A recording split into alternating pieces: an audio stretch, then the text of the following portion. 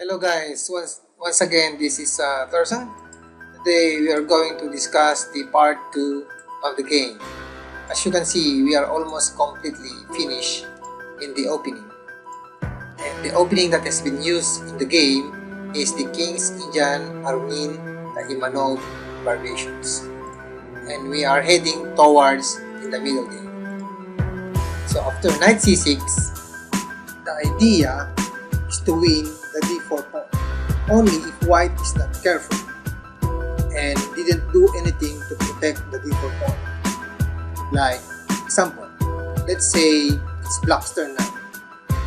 Then e takes d4, knight takes d4, knight takes e, takes c6, takes c3, knight takes d8, takes d1, takes d1, then rook takes d, and black win pawn. That is why after knight c6, white should reply d5. Or the two alternatives are bishop e3, maintaining the central tension, or capturing the pawn e5. So after knight c6, white replied by d5. They say that an advanced pawn conquers more space. Yes, it's true.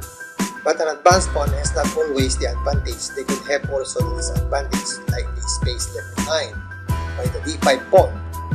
This is the d4 square. Later, we're going to discuss how black can exploit this space left behind by the advanced pawns.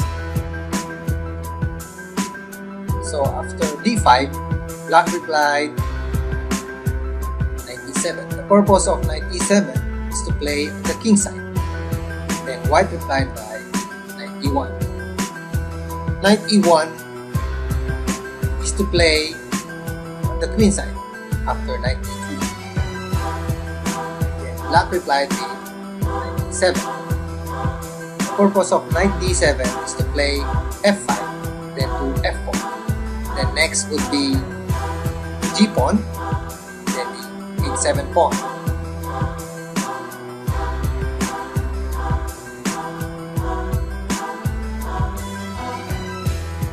After knight d7, Jerry made a surprise move, bishop g4.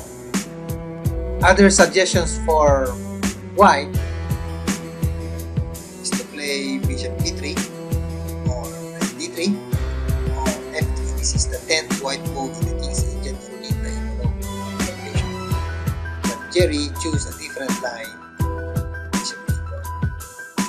Later in his latest video, he explained that the purpose of bishop d4 is to exchange his line square bishop to bishop c8. But after bishop g4, black finds a good tempo, playing f5. This f5 forces white to lose 2 moves. Because after e takes f5, e takes f5, bishop e2, black. Or e takes f5, knight f6, which attack the bishop first. Bishop e2, knight takes f5, which favors also for black. After f5, bishop h3. It is clear that the bishop on h3 is still hoping to exchange his knight squared bishop on c8. but this bishop on h3 was kept frozen for a long periods of time up to the endgame. Then black answers knight f6, which attacked twice the pawn on e4. Then white defended on f2. Now, do you still remember the space left behind by the advanced pawn d5, which is the square d4? After playing f3, the f2 square is now open.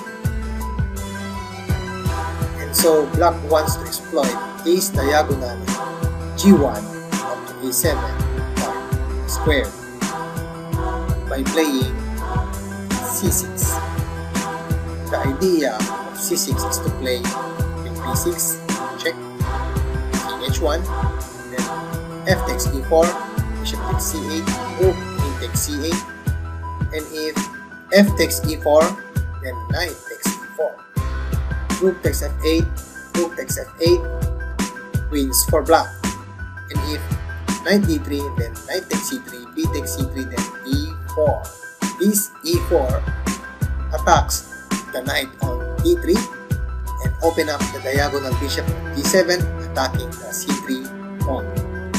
Another idea of c6 move is to play b6 check, king h1, then f takes e4, bishop takes c8, rook a takes c8, and if d takes c6, then queen takes c6, which attacks the pawn on c4 and has the defender on e4.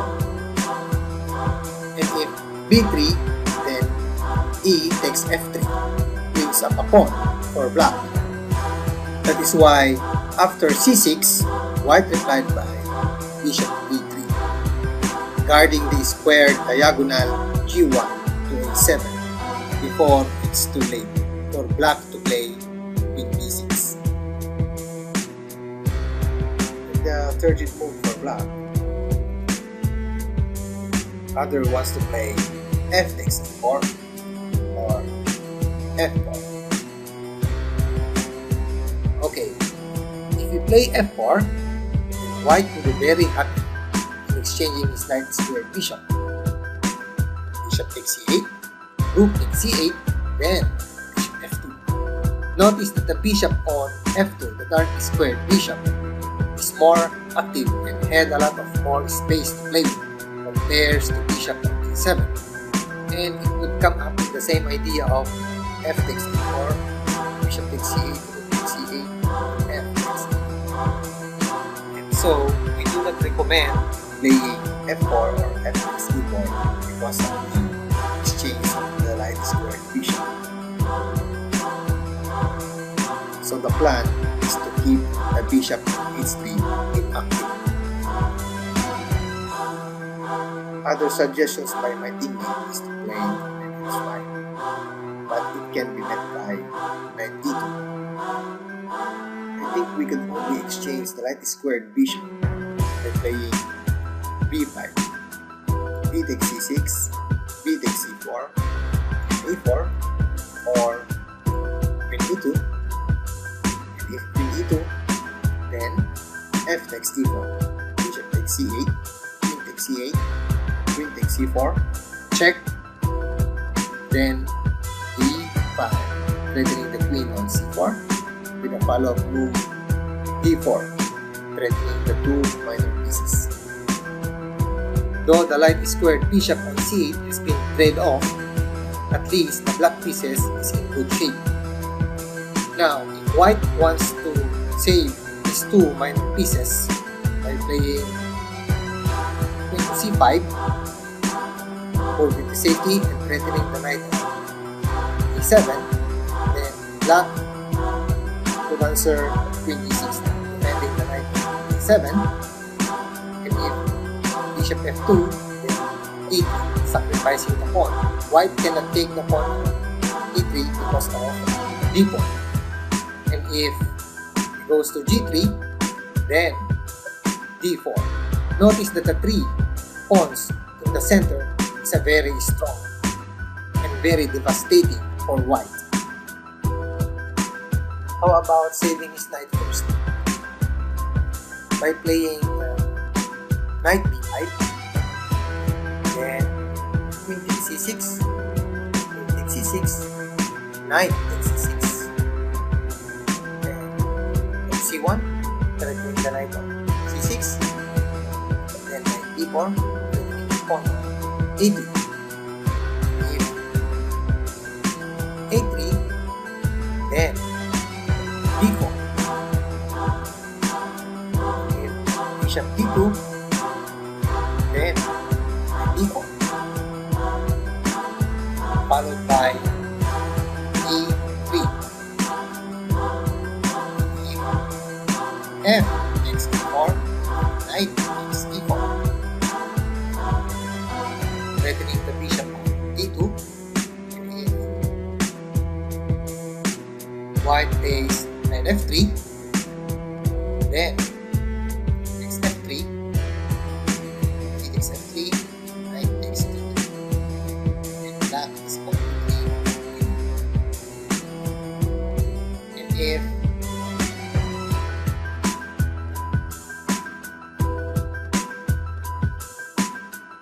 bishop to g5, then it would come up with the same idea as the three strong pawns in the center.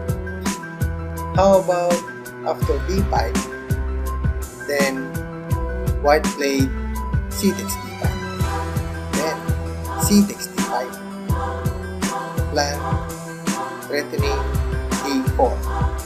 So white must capture the pawn d5. Then bishop e7, it's triple forks the pawn d5.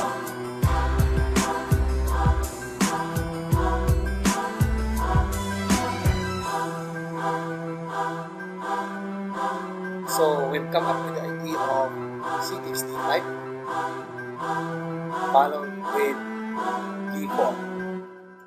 So white replied by c takes d5. Then the Spartan decided to play b5. Oh, by the way, Big Daddy Dion wants to suggest queen b6. He said, I am a 1400 USCF. So I voted for queen b6 because it pins the bishop to his king. What a comedian player. Anyway, back to the game. So b5, the idea is to sacrifice the pawn. The Spartans wants to dislodge the knight on c3 that depends the pawn on e4. White played knight e3, stopping the pawn on d4, and rook b8, continuing the plan, and a3, a5, strengthening the square b4. As you have been observing this game, the black pieces is now playing on the queen side. Why did this happen? Maybe due to the 10th move by white, then bishop g4. In the King's Indian Taimanov variation, the light squared bishop should play in the e2 square, but now it's playing in the h3 diagonal. So the variation also have been changed. And also in the King's Indian defense, black should play here f4. But the Spartans do not want to trade the light squared bishop, because the light squared bishop on h3 can serve as a weakness, be paralyzed and be inactive as much as possible. And that things have been changed.